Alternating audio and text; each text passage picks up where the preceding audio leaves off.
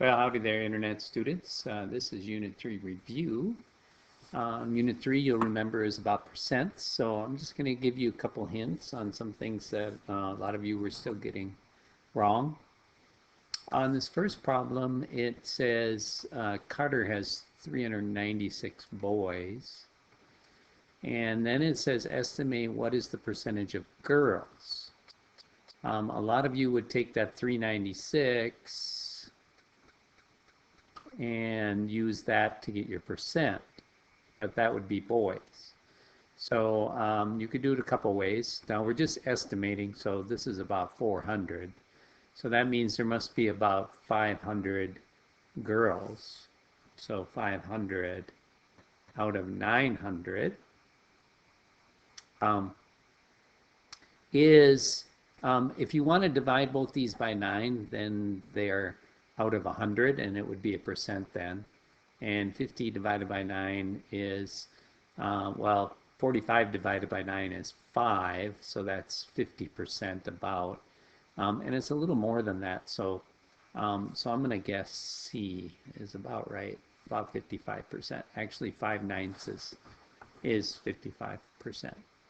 All right, so on the next one, also make sure you are finding the number for what it's asking. All right.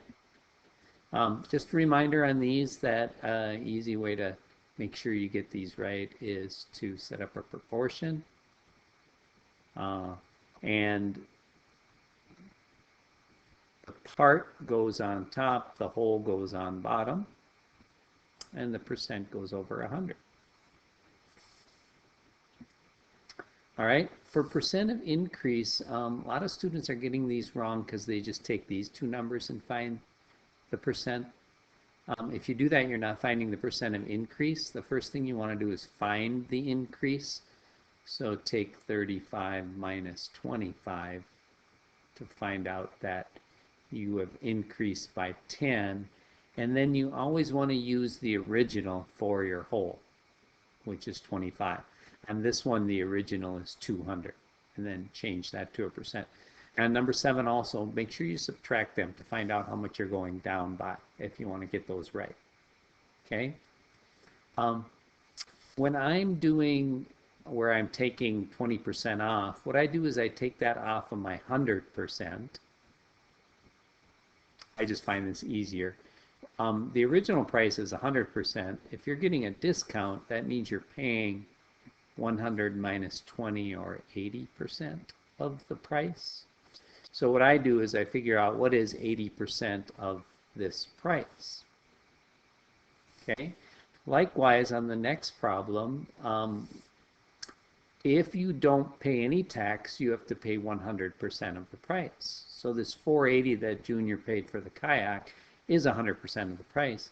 He has to pay extra, an extra 7% of his purchase. So what I do is I add that 7% onto the 100% and figure out what 107% of the original number is. Okay, so I would use 107% to make sure I got that right. All right, and then on number 10, it says Josie bought $600 kayak on sale for $500. Barbie bought a $500 kayak on sale for $400. Based only on price, who's a better bargain shopper? So basically what we're saying is who's getting a higher percent off. So which price shows a greater percent decrease? You might say that they both are $100 off, but then you want to compare that to the original price to figure out what the percent discount is. So find the percent decrease, like you did in problem number 7 for both, and then whichever has a higher percent decrease, we're going to say that they're a better bargain shopper because they're getting a bigger percent off. All right, hope you find that helpful. Go ahead and finish those problems up and do the Google form, and then if there's any other issues you have, bring them up during the meeting. All right, talk to you soon.